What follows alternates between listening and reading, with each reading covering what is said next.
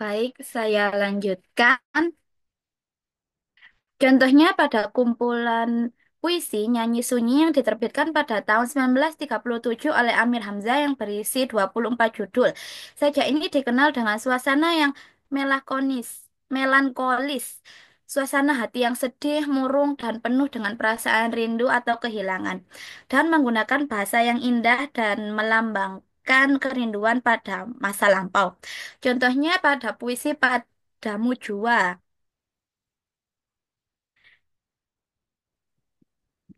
Lalu yang kedua yaitu penggunaan soneta. Puisi jenis balada mungkin ditinggalkan dan digantikan dengan puisi jenis soneta. Puisi soneta adalah jenis puisi baru yang terdiri dari 14 baris, terbagi dua bait utama dengan masing-masing 4 baris dan dua bait kecil dengan masing-masing 3 baris. Contohnya pada puisi soneta karya Muhammad Yamin yang berjudul Pagi-Pagi, yang polanya 4-4-3-3. Selanjutnya ada bahasanya yang indah. Kata-kata yang digunakan dalam puisi dirangkai dengan indah dengan hubungan antar kalimat yang jelas dan minim kata-kata ambigu. Yang selanjutnya yaitu persejakan. Persejakan menjadi sarana kepuitisan utama dalam karya sastra angkatan pujangga baru. Yang selanjutnya yaitu alur lurus. Alur roman, novel, dan cerpen bersifat lurus dan tidak banyak digresikan. Dalam KBBI, digresi itu menyimpang dari pokok masalah yang sedang dihadapi dalam karya sastra, sehingga alur ceritanya erat. Penokohannya yang bulat. Teknik penokohan atau perwatakan cenderung bulat dan tidak menggunakan teknik analisis langsung. Jadi, berbeda dengan angkatan balai pustaka, kalau angkatan balai pustaka kan menggunakan analisis langsung, sedangkan angkatan pujangga baru ini menggunakan analisis yang eh, bulat atau yang tadi itu kayak dramatik gitu loh. Selanjutnya yaitu ada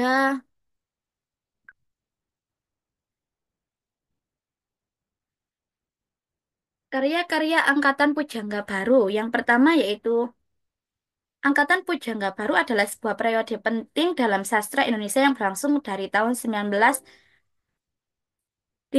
hingga 1942. Angkatan ini dikenal dengan semangat kebangsaan yang kuat, pembaruan bahasa, dan eksplorasi tema-tema baru. Beberapa karya sastra yang menonjol dari angkatan ini antara lain yaitu yang pertama ada karyanya Hamka di bawah lindungan Ka'bah pada tahun 1938.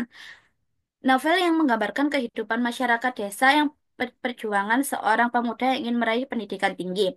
Yang kedua ada Tenggelamnya Kapal Vanderwijk, yaitu pada tahun 1939, novel yang menceritakan kisah cinta dan perpisahan yang menyedihkan. Yang kedua yaitu ada Am, Amrin Pani yang berjudul Belenggu pada tahun 1940. Novel yang mengisahkan kehidupan seorang pria yang merasa terikat oleh berbagai aturan tekanan masyarakat. Yang ketiga ada Sultan Takdir Alis Jahbana. Novelnya yang berjudul Layar Tembang pada tahun 1935. Novel yang menceritakan kisah cinta dan persahabatan dalam masyarakat perkotaan. Yang kedua ada Tebaran Mega 1935. Kumpulan puisi yang memuat tema-tema cinta, alam, dan kebangsaan. Yang keempat ada Amir Hamzah, yaitu Nyanyi Sunyi. Pada tahun 1937, kumpulan puisi yang terkenal dengan bahasanya yang indah dan penuh dengan suasana romantis. Yang kelima atau yang terakhir yaitu ada Sasuni Pane, yaitu Pancaran Cinta pada tahun 1926. Kumpulan puisi yang menggambarkan keindahan alam dan cinta yang mendalam.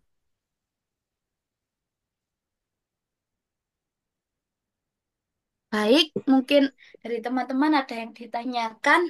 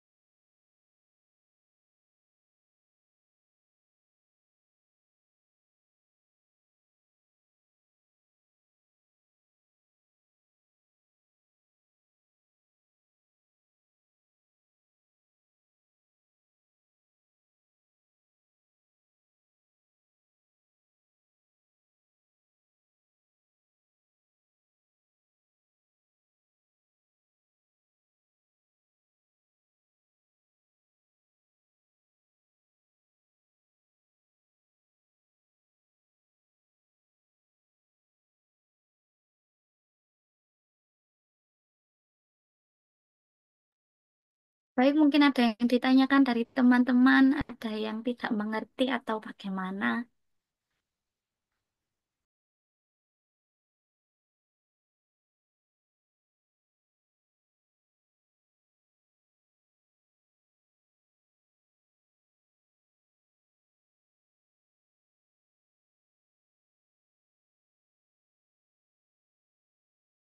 Mungkin teman-teman tidak ada yang bertanya, Pak. Udah diakhiri nggak apa-apa. Baik, terima kasih atas perhatiannya. Mohon maaf bila ada salah kata. Saya akhiri. Wassalamualaikum warahmatullahi wabarakatuh. Waalaikumsalam warahmatullahi wabarakatuh.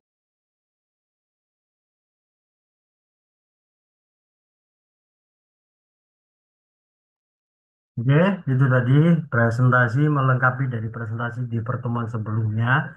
Seharusnya ketika ada dua topik yang dilakukan dua kali, ya berarti berbagi sehingga bisa maksimal. Maksudnya berbagi itu yakni yang satu presentasi tentang Balai Pustaka, kemudian satunya presentasi tentang Bujangga Baru. Ya, sehingga tidak terjadi pengulangan atau sesuatu yang sudah disampaikan di materi sebelumnya disampaikan ulang di materi yang lanjutannya. Jadi kayak gitu ya. Ini berarti berlaku setelahnya. Barangkali nanti ada pembagian itu seperti di RPS saya, ya, atau di RPP saya itu atau kontrak kuliah. Nah, pembagiannya begitu. Jadi siapa yang lebih dulu misalnya, oh kamu berarti bagiannya nanti angkatan 45, kamu nanti angkatan 60, bukan berarti yang presentasi sebelumnya semuanya dipresentasikan, yang selanjutnya presentasinya sama. Ya, biar tidak terjadi pengulangan. Kayak gitu ya, bisa diterima ya. Baik, Pak. Oke, Baik, Pak. Izin bertanya, Pak. ya Untuk minggu silakan. depan, untuk minggu depan kan materinya itu yang angkatan 45, 50, sama 66. Itu kan ada tiga, Pak. Gimana baginya? Sama minggu depannya lagi. Baik, terima Mhm. kasih. Oke, jadi misalnya kalau tiga, ya kalau masing-masing satu orang ya, ya satu orang ya, nggak ada kelompok berarti ya. Iya, Pak, satu orang. Ya, satu orang ya berarti nanti berbagi ya misalnya dari angkatan 45 kan jelas ya berarti 45 kemudian nanti yang selanjutnya yang angkatan selanjutnya itu dibagi ya kamu sampai mana aku selanjutnya yang kedua jadi angkatan 60 misalnya angkatan 60 itu berarti dicapai sampai tahapan apa kamu nanti sampai tahapan apa pembagiannya seperti itu tidak berdasarkan angkatan karena ada tiga subtopik ya. Nah, gitu. Kenapa ada tiga angkatan yang sebelumnya dua angkatan ya? Karena pembahasannya tidak terlalu banyak kayak gitu. Nah, jadi model pembagiannya nanti per periode kamu membahas apa, aku membahas apa. Jangan sampai sama yang dibahas. Nah, ini didiskusikan antara yang mau presentasi minggu depan sama yang setelahnya. Itu. Dina ya yang presentasi selanjutnya. Iya, Pak. Oke, ya gitu kamu nanti berbagi sama yang presentasi setelah kamu ya, kamu bagi dengan adil. Nah, gitu ya. Baik, Pak. Nah, tadi sudah dijelaskan banget, sangat konkret, sudah ada beberapa detail gitu ya, nama pengarang dan karyanya gitu ya. Jadi saya berharap untuk tugas individu, tugas yang tadi mencari buku itu bisa melihat dari PPT hari ini dan juga PPT yang kemarin. Ya, ada pengarang siapa saja, karyanya siapa. Kayak gitu ya. Itu untuk tugas yang tadi masih missing. Nah, berdasarkan tugas hari ini yang missing, berarti nanti untuk UTS diupload dulu ya, baru saya periksa. Jangan-jangan nanti ada kesalahan. Ya, nanti dipasang yang apa namanya ini tugas ya untuk dipasang untuk dokumentasi sastranya yang sudah di print out jangan-jangan nanti keliru. Nah, ini kan berbahaya nanti. Ya, berarti nanti UTS-nya itu kalian mengunggah dulu ya di e-learning, baru setelah itu nanti kalau saya rasa itu sudah fix, ya baru nanti di display, dipajang. Nah, proses pemajangan tugas UTS itu juga nanti perlu menyampaikan ke TU atau ke ya ke TU saja ya. Nanti dipasang di mana kira-kira ini ada tugas berupa dokumentasi sastra yang berupa bingkai. Nah, ini kami boleh menempatkan ini di mana? Di ruangan kelas kah, di lorong kah, atau di mana? Jadi kayak gitu. Sehingga terdokumentasi dengan baik dan informasi itu juga bisa tersampaikan dengan baik. Tadi saya ada kepikiran, jadi misalnya ada tokoh sastrawan satu gitu ya, nanti ada beberapa karya terbaiknya, dua atau tiga. Nah itu ada bingkai di atasnya, jadi ngedit ya. Ya, ada bingkai di atasnya kecil-kecil, ini karya terbaiknya misalnya Salah Asuhan, ya. Itu ada kalian pilih dua atau tiga, jadi di foto, kemudian nanti ada bingkai kecil-kecil judul novelnya dan sampul novelnya. Tambahan itu aja. Hingga ada yang mengerti, oh ini toh karyanya. Sehingga kalau misalnya adik kelasnya itu saya minta nyari buku angkatan Balai Pustaka, mana? Ada nggak ya? Di sini angkatan Balai Pustaka. Oh ini. Nah, oh ini ada bukunya ini lah tinggal mencari kayak gitu. Nah, buktinya ini tadi masih missing ya, masih miss. Ketika saya minta cari buku angkatan Pujangga Baru dan juga Balai Pustaka, ada yang buku sejarah, ada yang kamus, ada yang apa tadi, buku buku apa tadi, kebahasaan ya kayaknya ya, mawar tadi. Nah, seperti itu miss ya. Maka biar tidak miss nanti untuk UTS diunggah dulu dengan ditambahi editan sampul novelnya ada dua atau tiga. Jadi gitu ya, bisa difahami ya. Karena UTS itu sudah minggu depan, minggu depannya lagi. Minggu depan kan pertemuan terakhir. Baik, Pak. Oke. Dan untuk hari ini saya rasa cukup ya. Tadi sudah cukup baik presentasinya, cuman diskusinya yang tidak ada hari ini. Konsentrasinya menurun kayaknya. Ya. Untuk penyebutan nama-nama, ini koreksi ya. Penyebutan nama-nama ataupun judul di masa itu ejaannya masih lama ya. Ya, misalnya Sultan Takdir Ali Sabana, tulisannya kan bukan Sultan ya. Syahbana ya, SJ gitu ya. Jadi pembacaannya kalian jangan sampai keliru. Kayak tulisan yang ejaan lama itu kalau yang sering beredar di sekitar kalian itu kan rokok itu loh. Jarum super itu kan DJ ya. Bacanya jarum ya, bukan dejarum ngono ya. Jadinya ejaan ya memang itu awalnya kan dari Belanda gitu kan. Nah, tetapi diadaptasi versi bahasa Indonesia, ejaan namanya terus disempurnakan. Makanya kalau kalian mempelajari bahasa Indonesia itu ejaan itu berubah seiring waktu. Ya, dulu kalian kenal EYD kayak gitu ya. Kemudian sekarang yang terbaru itu adalah yang paling dimutakhirkan, yang dipakai bukan yang lama dulu. Misalnya kalau menggunakan soal dalam bahasa Indonesia, mana ejaan yang paling tepat? Biasanya soal itu semuanya tepat, ya. Tapi yang paling tepat adalah ejaan yang terbaru, ya. Seperti itu ya. Itu kita ketika bersinggungan dengan bahasa Indonesia. Bahasa Indonesia itu berlapis-lapis. Itu yang membuat bahasa Indonesia tidak mudah dicerna dalam waktu yang singkat, tidak mudah dicerna dalam waktu yang relatif cepat, itu tidak bisa, ya. Makanya ada proses, ada waktu yang dibutuhkan untuk mempelajari bahasa Indonesia. Karena bahasa Indonesia sendiri itu terdiri dari dua, bahasa dan sastra.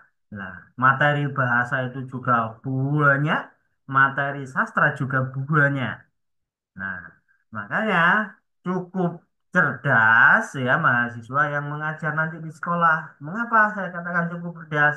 Ya, karena materi yang dipelajari semester 1 sampai semester 8 itu dirangkum sedemikian rupa menjadi lebih ringkas dan diajarkan di sekolah. Ya, yang SMP ya berarti sesuai dengan kurikulum SMP, SMA ya kurikulum SMA. Jadi kayak gitu. Itu ada pemangkasan-pemangkasan yang banyak. Ya. Untuk mempelajari kalimat gitu kan, SPOK-nya itu dipelajari pada mata kuliah sintaksis. Ya. Itu satu mata kuliah, sedangkan kamu mempelajari mata kuliah sintaksis itu kan banyak sekali.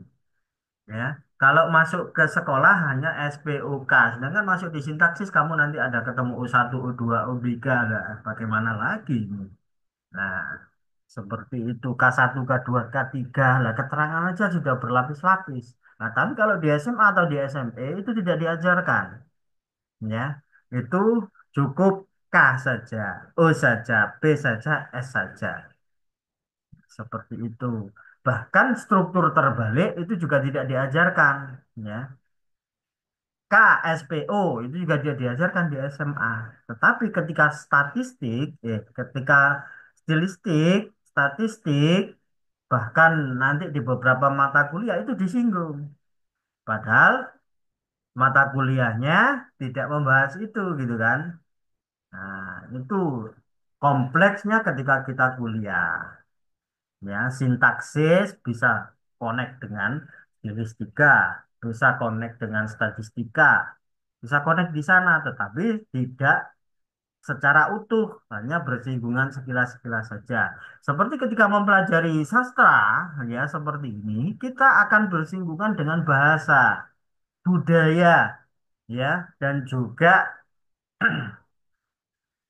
terkait dengan sejarah. Nah, itu bahasa, budaya, dan sejarah itu ada di dalam sastra. Makanya tadi ada yang terkecoh melihat oleh pustaka ternyata bukunya bahasa dan satu bukunya sastra. Nah, itu terkecoh. Ya, fokus kita ketika kita mempelajari sejarah sastra, ya fokusnya pada sastra, ya sastranya. Kalau sastra itu berarti kita merujuk pada karyawan, sastrawannya, kok karyawan, sastrawannya sama karyanya. Ini seperti itu. Jangan sampai salah fokus, ya. Sintaksis, kemudian nanti kamu lebih fokusnya ke stilistikanya, lah keliru. Nah, seperti itu tambahan untuk materi hari ini. Barangkali ada yang mau ditanyakan, silakan sebelum saya akhiri. Ada? Atau cukup untuk hari ini? Ada enggak? Cukup, Pak. Cukup. Ya, kalau cukup, dipersiapkan untuk materi minggu depan, Mbak Dina.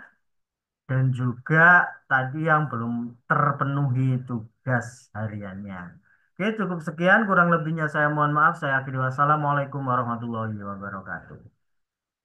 Waalaikumsalam Salam warahmatullahi warahmatullahi